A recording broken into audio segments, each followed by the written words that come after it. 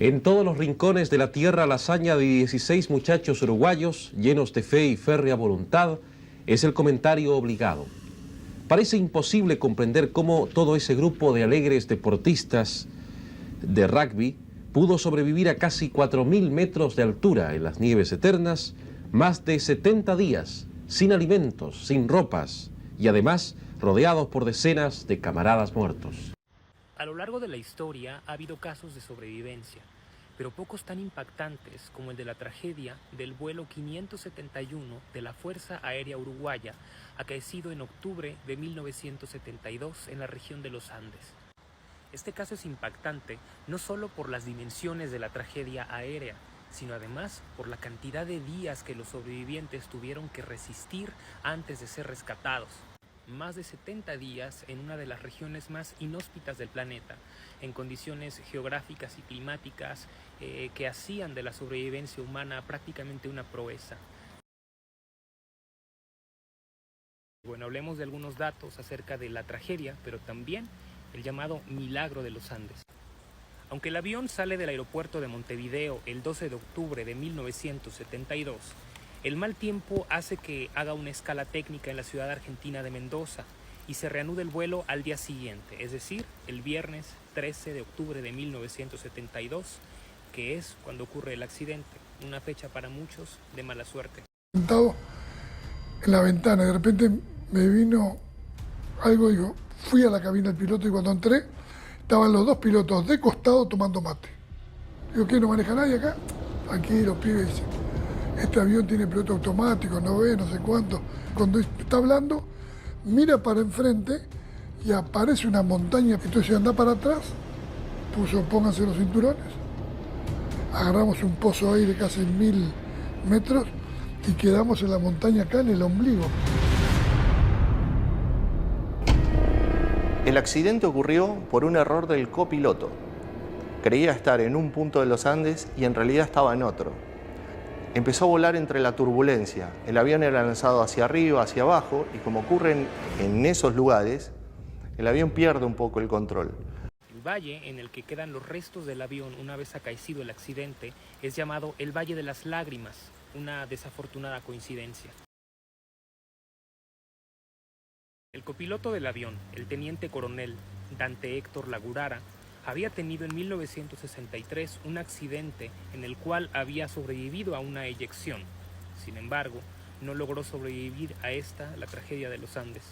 Aquel 12 de octubre perdió el vuelo Gilberto Regules, uno de los miembros del equipo de rugby que originalmente iría a jugar este partido amistoso a la ciudad de Santiago de Chile. Esta pérdida del vuelo le salvó la vida. Sin embargo, Graciela Augusto de Mariani no corrió con la misma suerte.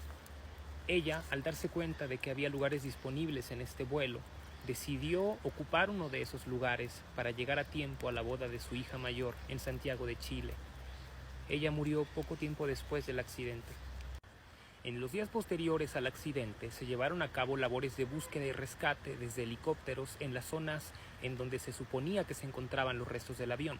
Y pese a que los helicópteros pasaron muy cerca de la zona, incluso confirmado por los propios sobrevivientes, se dice que estos helicópteros no pudieron encontrar los restos y esto se debía a que el lomo del avión era blanco y se confundía con la nieve. Se dice que a partir de este accidente se prohibió que los aviones, sobre todo que sobrevolaban esa área, fueran blancos.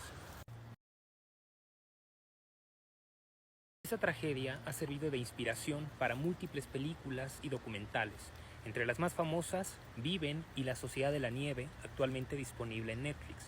Sin embargo, pocos saben que la primera película que habla acerca del tema es una película mexicana que se llama Los Supervivientes de los Andes, dirigida por René Cardoso, apenas 4 años después de la tragedia, en 1976. ¿Cómo pudieron sobrevivir ustedes? ¿De qué se alimentaban? Bueno, sobre ese tema, No contestar. nosotros... Después de varios días sin alimento, en aquellas circunstancias tan adversas, los sobrevivientes tuvieron que recurrir a situaciones límites para continuar con vida.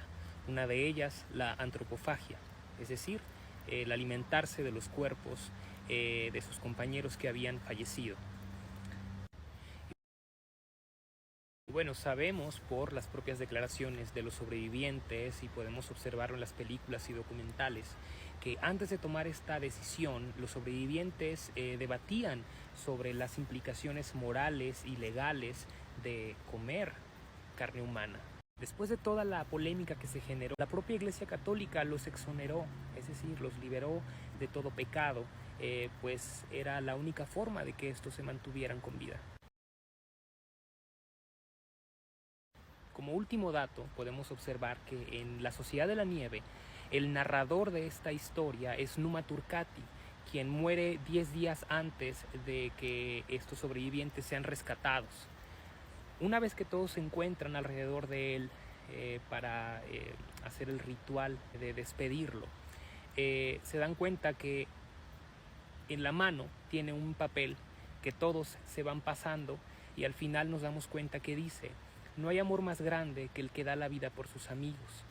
Podemos entender que se trata de un recurso para aumentar el dramatismo. Sin embargo, por entrevistas de los sobrevivientes nos damos cuenta que esto en realidad ocurrió.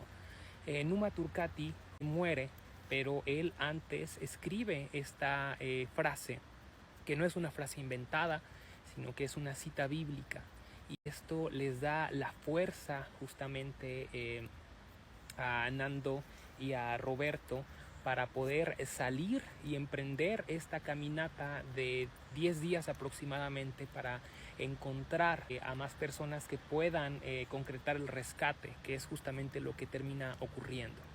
Sobre esta película, el director español J. Bayona comenta que es justamente un homenaje no solamente para aquellos que lograron volver a casa, sino para todos aquellos que no pudieron hacerlo y que sin embargo formaron parte de esta historia asombrosa de fuerza, de fe, de amor a la vida.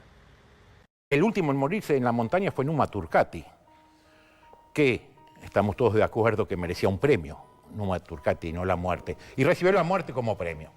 O sea que está después de haber no sufrido, además. Se murió después de haber pasado 60 días, no me acuerdo cuántos días. Sí, sí. O sea, de haber pasado gran parte y de haber sufrido lo mismo que nosotros, él muere. Eso es terrible. Murió con un testimonio de amor. Sí, sí. Escribió una frase que dijo que no había amor más grande que aquel que da la vida por sus amigos en un papel. Siempre estuvo a la orden, hizo la primera expedición conmigo con Maspons. Después no paró de destapar de la luz. Tenía unas escalas en la espalda, nunca se quejó. Era un grande. Numa Turcati fue un grande. Como el Vasco Chavarri, Arturo Nogueira, Marcelo Pérez, todos hicieron lo que pudieron y bueno, unos seguimos vivos, ellos viven para siempre en nuestro recuerdo.